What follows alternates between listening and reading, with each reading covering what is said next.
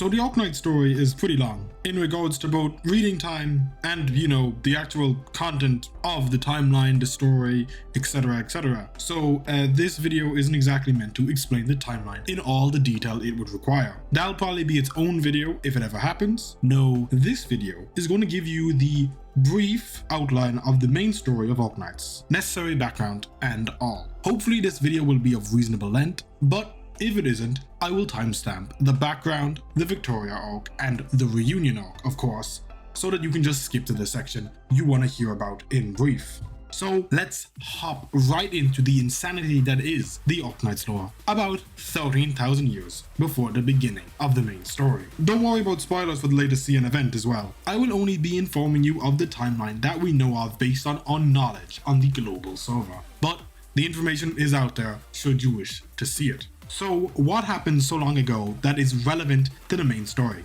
Well, the Doctor civilization arrived on Terra for one, and they started a war with the T-Kaz. The Doctor's people couldn't win outright, so they turned the T-Kaz against each other, and so the Sorkaz and the Sancta were born in the wake of this war. Following this, a number of important things happened. The creation of DWDB221E, or the Sorkaz crown, probably, but not necessarily confirmed, to be made by the Doctor, the creation of the AMA units, like our beloved ANA-10, also known as Calcit, the creation of what would become the Seaborn, and finally, either the creation or the discovery of Originium, probably once again by the Doctor. And so, for some reason, the Doctor ends up in the sarcophagus until they awaken, when Babel is formed. Following the fall of the first civilization, Terra flourishes into what it would become today, with all its major countries forming over the next 13,000 years. Kazdel, despite the destruction of this civilization, is unable to return back to its former glory, being destroyed 3,421 times by the other races of Terra. Yet,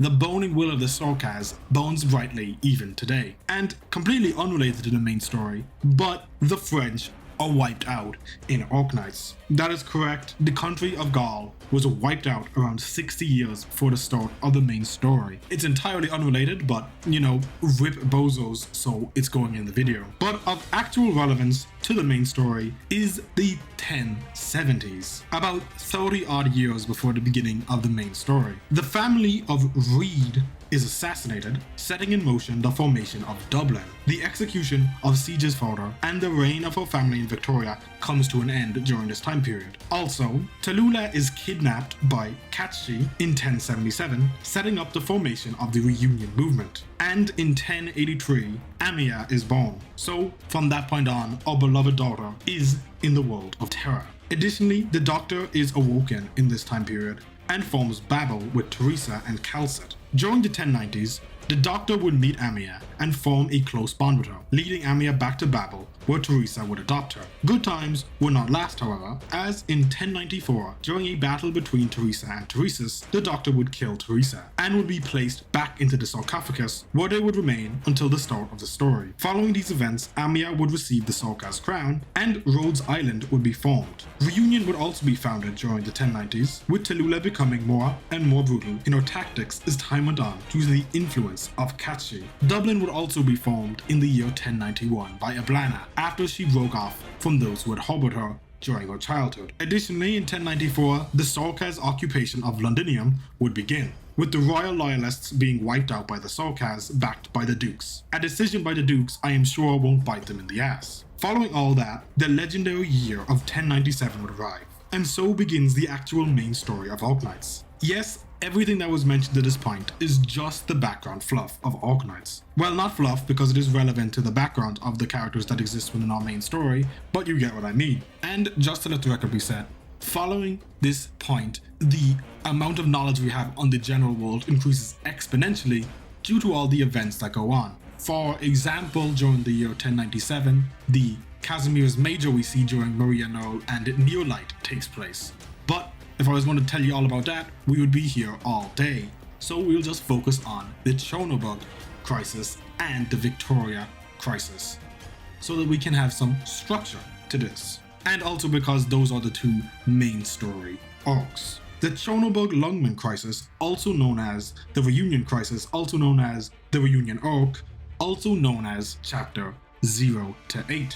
Started when Reunion decided Chonobog was cringe and took it over for the infected. Rhodes Island, for entirely unrelated reasons, infiltrate Chonobog to retrieve the Doctor. Amiya and the Doctor have a touching reunion, kind of ruined by the Doctor not having any memories left. But despite that, our Doctor giga-chads their way through Reunion forces before eventually being confronted by Tallulah. Rhodes Island narrowly escapes the destruction that would have befallen them had Tallulah gotten her hands on them by the sacrifice of Scout and Ace, two of Rhodes Island's elite operators. And following this Chonobog mission, Rhodes Island immediately traveled to Lungmen and joined forces with them against the Reunion forces within the city. Here we meet Chen. She'll be important later. Rhodes Island's mission involves rescuing a young girl, Misha, who is being hunted by Reunion, which works out fairly well, as Rhodes Island arrive slightly before Skull Shatterer and Reunion. However, after handing Misha over to the Lungmen police, Reunion promptly takes Misha from them. Skull Shatterer is actually Misha's long-lost brother, which must really suck for her, cause during Rhodes Island's attempts to rescue Misha, Amiya killed Skull Shatterer while trying to protect the Doctor. Misha, to put it mildly, is a little upset by this, and adopts the identity of Skull Shatterer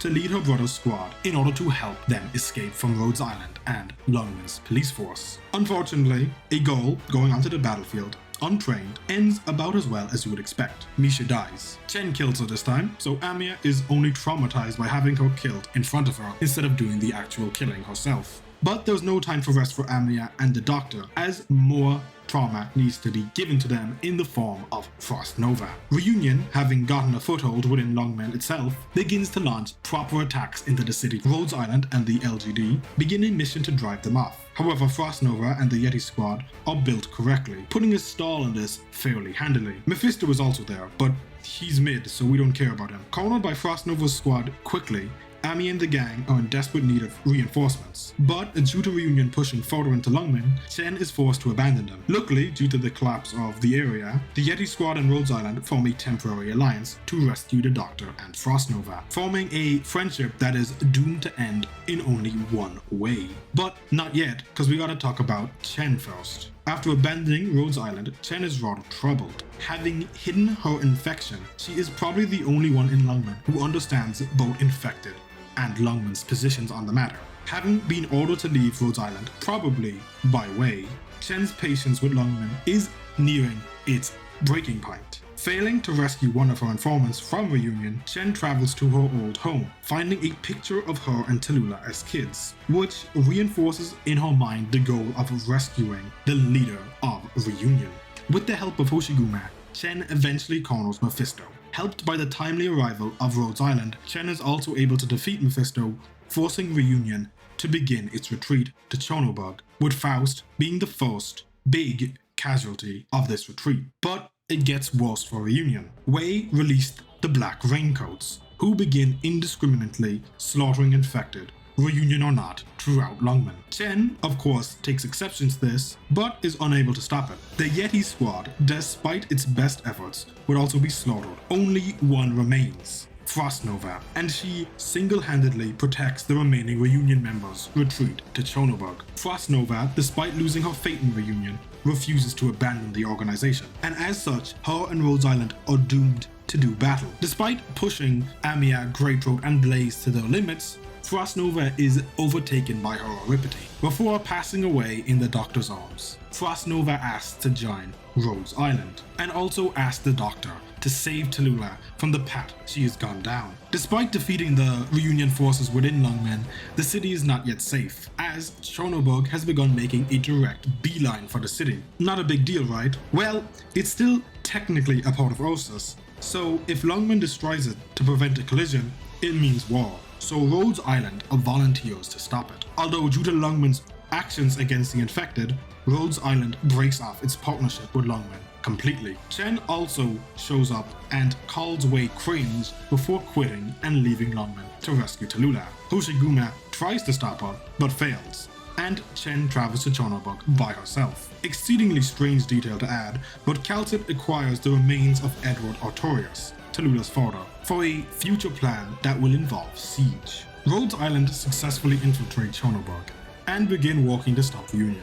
W tries to kill Tallulah but fails, and is forced to go on the run. Amia, Calcid, the Doctor, and Rosemontes all confront Patriot, the Giga Chad of Reunion. Patriot is well aware of Tallulah's betrayal of Reunion, but in order to prevent chaos, remains in the organization. And as such, he does battle with Rhodes Island, eventually succumbing to the combined onslaught and oripathy. Amia tries to ease his passing with her powers, but this only enrages Patriot. However, he stops himself from killing Amia, choosing to place his fate in her and the actions of Rhodes Island. This action gives Patriot's squad the motivation to join Rhodes Island, albeit temporarily, in order to stop Tallulah. The Doctor and Calcid go off to deal with the mess Mephisto started, while Amia and Rosemontes go to deal with Tallulah. Bionic PSA intermission here.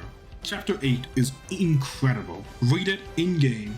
It tells the backstory of Tallulah, from rise to fall, all while telling the story of Rosemontes and the Shield God's battle to secure the central tower of Chernobog. Both stories culminating at the battle between Chen, Amia, and Tallulah. Chen and Amia corner Tallulah until Kachi, who had possessed Tallulah, is forced to reveal his true nature. Amia, however, unleashes the true power of the Lord of Fiends, recreating Chen's sword, techniques and all, and manages to beat Kachi down to the point he threatens to slit Tallulah's throat. However, the possession was not perfect. Being unable to do anything the host wouldn't do themselves, and Tallulah had been woken up by Chen and Amia's actions, and banishes him from her body. And thanks to the defeat of Tallulah, the Chernobog crisis is concluded. Tallulah is placed into Rhodes Island custody, and Terra is saved. Thus ends Arc 1 of the main story. And Arc 2, or the Victorian crisis, begins about a year following the events of Arc 1. Technically 11 months and 27 days after, but who's counting? And it starts with the country Hillock incident, where the Not IRA Dublin commits acts of domestic terrorism in Not Ireland. Tara, the not English Victorian military, commit what could be classified as a war crime by using originium bombs to infect the Taran citizens and Dublin members following a Dublin attack. Saved from being a war crime purely cause the Victorians weren't in a war at the time, but they get what's coming to them and are completely slaughtered by Dublin forces. Horn is captured by Dublin, Bagpipe escapes country Hillock during this time, and Reed is infected and is taken to Rhodes Island by Psylocke and the remaining members of the local Rhodes Island force. And all is well again. Well, except the fact that there's a domestic terrorist organization on the loose. And also Reunion breaks into Rhodes Island and breaks Tallulah out of prison. But other than that, all is well in the world. Except that the Sorkas, have taken over Londinium, and Rhodes Island is going to have to deal with that at some point, which might as well be now. Somehow, Teresa returned, and is leading the Sorkas alongside Teresa's. So the Sorkas are definitely serious about exterminating the non-Sorkas races and rebuilding Casdell. Despite this, an alliance of Dublin and the Sorkas is in place, although it won't hold very long due to differences between the organizations. Rhodes Island has an interest in Londinium because of Siege, who is the heir to Victoria, and of course, Rhodes Island, originally being Babel, opposed the Casdell Military Commission. And as such, Rhodes Island joins forces with Eartha, or the Self-Salvation Corps, the Victorian civilian group opposing Sorka's occupation. Also, somehow during the events of Chapter 9 and 10, Horn is able to escape from Dublin and is chilling around Londinium, assisting Rhodes Island as well as Victorian citizens. In order to infiltrate Londinium, Rhodes Island and Eartha rescue prisoners captured by the Sorkas. Also, Mandragora got low-diffed by Manfred and possibly dies. Probably not though. Manfred's cool. Mandragora is low-key kind of racist too, but that's irrelevant.